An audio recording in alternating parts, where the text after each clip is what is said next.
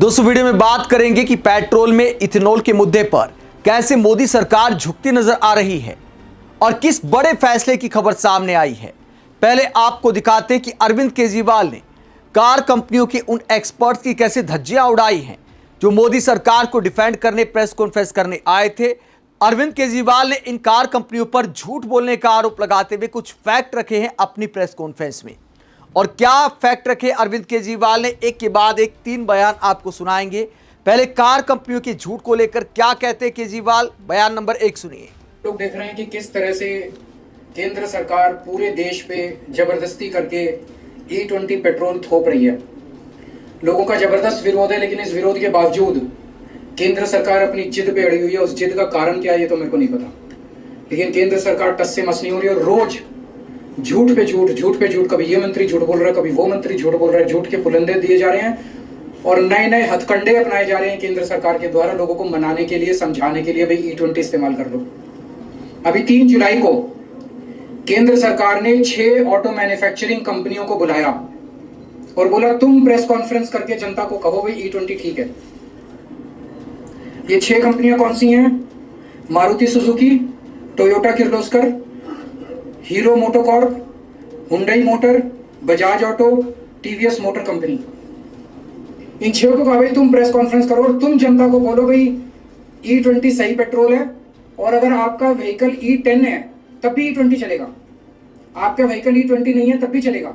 आपका व्हीकल अगर E10, E0 पे, E5 पे चलने वाला है तब भी चलेगा। तो ये 6 कंपनियां आई। इन 6 में से 3 कंपनियों ने सरकार को मना कर दिया भाई हम तो ये इतना बड़ा झूठ नहीं बोल सकते। 3 कंपनियों ने झूठ बोला। ये 3 कंपनियां कौन सी हैं जिन्होंने झूठ बोला? मारुति सुजुकी, टोयोटा किर्लोस्कर और हीरो मोटोकॉर्प। इन तीनों ने मीडिया में बोला, तीनों के जो आए थे रिप्रेजेंटेटिव्स, कि अगर आपका व्हीकल E0 है, E5 है, E10 है और अगर आप उसमें E20 पेट्रोल डाल दो तो कोई दिक्कत नहीं है। थोड़ी बहुत 5-7% माइलेज गिरेगी लेकिन कोई नुकसान नहीं होगा। टंकी को भी नुकसान नहीं होगा, फ्यूल सिस्टम को भी, इंजन को भी कोई नुकसान नहीं होगा।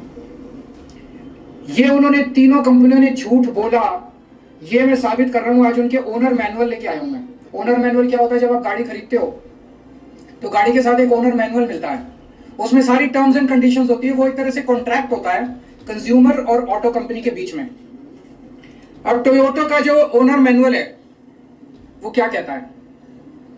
टोयोटा का ओनर मैनुअल कहता है Toyota allows use of ethanol blended gasoline where ethanol content is up to 10%। मतलब वो कह रहा है कि 10% तक इथेनॉल होना चाहिए।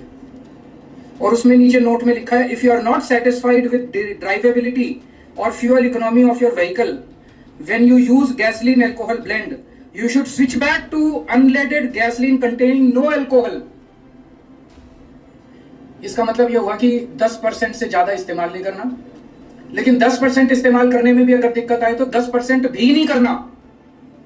ये उनके ओनर मैनुअल में लिखा है और ये सरकारी पीसी में जाके, प्रेस कॉन्फ्रेंस में जाके कहते हैं E10 में E20 भी इस्तेमाल कर लो, कोई दिक्कत नहीं है। ये टोयोटा के Innova high cross, Fortuner, Glanza, urban cruiser, Innova Crysta, सारे जितने इनके ब्रांड हैं, जितने तरह के इनके मॉडल हैं, हर एक के ओनर मैनुअल में सेम लाइन लिखी हुई है। मारुति ने भी जाके सरकारी प्रेस कॉन्फ्रेंस में बोला कि E10 के व्हीकल में E20 से, E10 का व्हीकल क्या है आम लोगों की भाषा में समझा दूं, 2023 से पहले जितने व्हीकल बने हुए हैं जो इथेनॉल के लिए नहीं बने थे, जो प्योर पेट्रोल के लिए बने थे, लेकिन उसमें अगर 10% इथेनॉल इस्तेमाल भी कर लो तो कोई दिक्कत नहीं होती, तो उनको E10 कंप्लायंट बोलते हैं। तो 2023 से पहले बने हुए व्हीकल्स जो या तो 0 इथेनॉल पे या 10% तक जिसमें इस्तेमाल किया जा सकता है उसको E10 बोलते हैं। 2023 के बाद से सारे व्हीकल इंडिया में E20 बनने लग गए। मारुति क्या कहती है? मारुति का मैनुअल कहता है blends of unleaded gasoline and ethanol also known as gasohol are commercially available in certain areas. Blends of this type may be used in your vehicle if there are no more than 10% ethanol। 10% से कम ethanol होना चाहिए। Note में लिखा है if you are not satisfied with drivability or fuel economy of your vehicle when you use a alcohol blend you should switch back to unleaded petrol containing no alcohol। 10% से ज्यादा इस्तेमाल नहीं करना, लेकिन 10% से भी दिक्कत आए तो कोई अल्कोहल इस्तेमाल नहीं करना। ये मारुति वाले कह रहे हैं। मारुति का जितने मॉडल हैं, बलेनो, डिजायर, सब में ये लिखा हुआ है। और सरकारी प्रेस कॉन्फ्रेंस में जाके ये कंपनियां कहती हैं कि E20 इस्तेमाल कर लो E10 में, कोई दिक्कत नहीं होगी। इन कंपनियों ने झूठ बोला। इन तीनों कंपनियों ने, मारुति सुजुकी, टोयोटा किर्लोस्कर और हीरो मोटोकॉर्प। मैं इन तीनों को पूछना चाहता हूं कि अपने कस्टमर को धोखा मत दो, अपने कस्टमर से झूठ मत बोलो। सरकारें आती जाती रहती हैं, वैसे भी ये सरकार अब ज्यादा दिन चलने वाली नहीं है। Customer is the king. अगर लोगों ने तुम्हारा माल खरीदना बंद कर दिया, उसके बाद कहां जाओगे? हम सब। तो अरविंद केजरीवाल आरोप लगाते हैं कि जो कार कंपनियों के जो मैनुअल हैं, जब आप कोई गाड़ी खरीदते हैं तो मैनुअल आपको मिलता है, उसमें नियम कायदे कानून आपको बताए जाते हैं कि आपको क्या क्या करना चाहिए, कैसे कैसे करना चाहिए। तो उसमें कुछ और बोला गया है और जो प्रेस कॉन्फ्रेंस की उसमें कुछ और बोला गया। झूठ बोलने का आरोप लगाया अरविंद केजरीवाल ने। उसके बाद कार कंपनियों के एक्सपर्ट्स की उस बात पर भी जवाब दिया है जब कहा गया कि कोई शिकायतें तो ज़्यादा आ नहीं रही, सोशल मीडिया पर ही थोड़ा बहुत बवाल कटा है, लेकिन हमारे पास कोई भारी भरकम शिकायतें नहीं आई हैं। तो अरविंद केजरीवाल ने क्या चैलेंज दिया है, बयान नंबर 2 आप सुनिए कि दूसरे बयान में अरविंद केजरीवाल कार कंपनियों को इस बात पर क्या जवाब देते हैं। कल मैं चिट्ठी लिखूंगा इनको सबको, इन तीनों कंपनियों को जिन्होंने झूठ बोला, और उनसे कहूंगा भी आपका ओनर मैनुअल तो ये कहता है और आप ये कहते हो, लिखित में दे दो।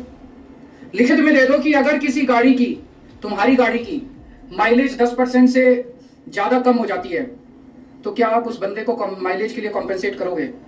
अगर आपके इथेनॉल गाड़ी में इथेनॉल E20 इस्तेमाल करने से अगर गाड़ी खराब हो जाती है, वेयर एंड टियर होती है, तो क्या उस गाड़ी के कंपोनेंट को रिप्लेसमेंट आप कॉम्पेंसेट करोगे?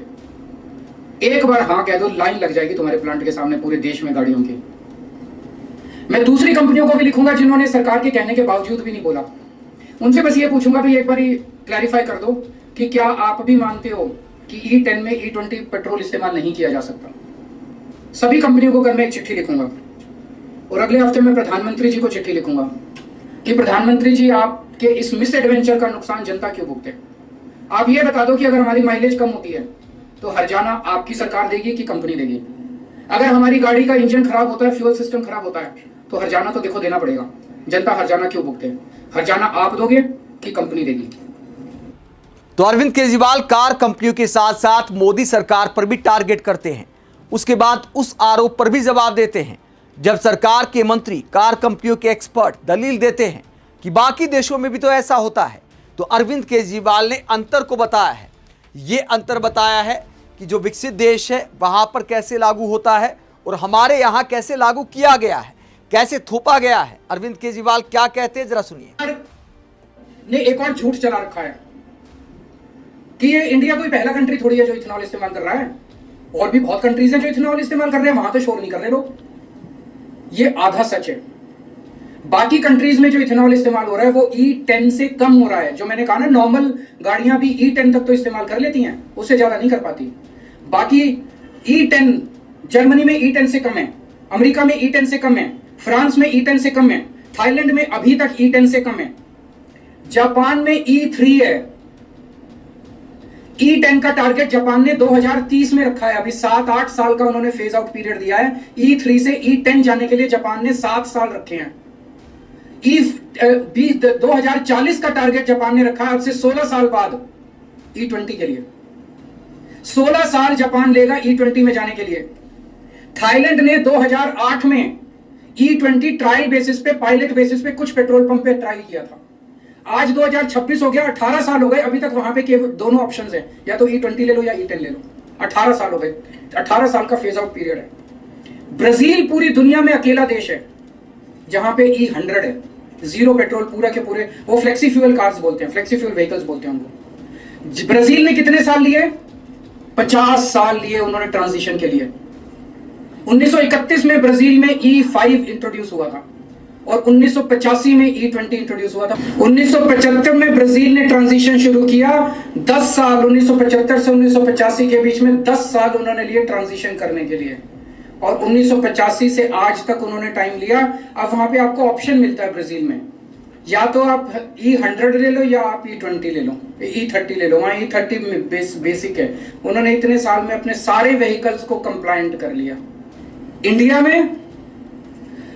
में 6 फरवरी 2023 को ट्रायल बेसिस पे पूरे देश में 1900 पेट्रोल पंप पे, केवल 1900 पेट्रोल पंप्स पे E20 इंट्रोड्यूस किया गया।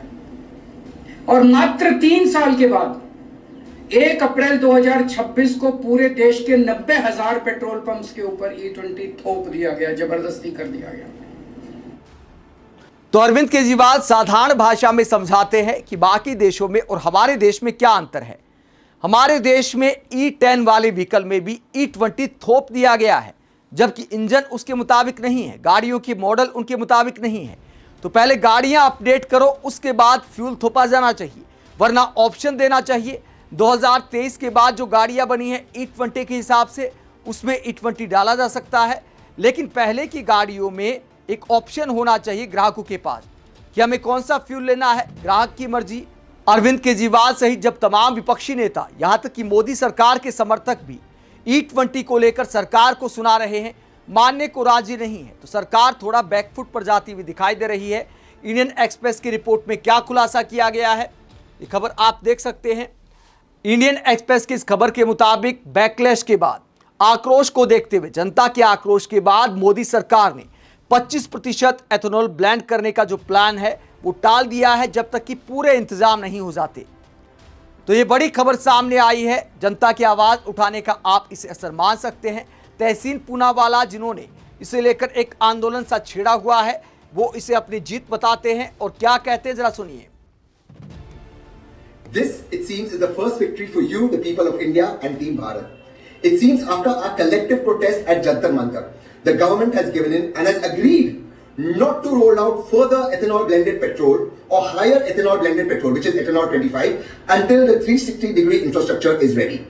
But the question still remains, why did the government pre-poll the ethanol 20 blending program and roll it out when 360-degree infrastructure was not available? Number two, why is the car companies and the government claiming that ethanol 20 fuel is okay for ethanol 10 compliant vehicles? And if it is okay, why were ethanol 20 compliant vehicles made? Third, we still demand all documents of ethanol 20 program be made public, which is not in public domain. Government talks through sources. And fourth, a solution for all the vehicles pre-2023, which is more than 80% of the Indian vehicles that are affected by the ethanol 20 blending program. I am Tehsin Poonawala from Team Bharat. Jai Hind, Jai Bharat. तो तहसीन पूनावाला इसे लोगों की जीत बताते हैं, लेकिन कई सवाल भी उठाते हैं। ये सवाल उठाते कि ठीक है, आप इस बात पर मान रहे हो कि आगे अपग्रेड नहीं किया जाएगा, 20% से ज्यादा फिलहाल नहीं किया जाएगा, जब तक कि 360 डिग्री का पूरा प्लान बनकर तैयार ना हो जाए। लेकिन यह बात तो पहले भी की गई थी, जब 2030 का टारगेट रखा गया था, तो 2025-26 में ही इसे अनिवार्य क्यों किया गया। इसके अलावा अब भी जो 2023 से पहले की गाड़ियां हैं, अगर वो खराब होती हैं तो इसका जिम्मेदार आखिरकार कौन है। इसके अलावा वो सवाल करते हैं कि तेल कंपनियां ये तो कहती हैं कि E10, E5 में भी आप E20 डाल सकते हैं। अगर ऐसा था तो E20 के मुताबिक नई गाड़ियां क्यों बनाई गई। अगर पहले वाली गाड़ियों में ही E20 फ्यूल डाला जा सकता है, तो फिर आखिरकार अपग्रेड क्यों किया गया गाड़ियों को। तो ये बिल्कुल वाजिब सवाल दिखाई देते हैं। आप इस पूरे मुद्दे को लेकर क्या सोचते हैं, कमेंट बॉक्स में अपनी राय जरूर दें। साथ ही पब्लिक मीटर को सब्सक्राइब भी करें। नमस्कार।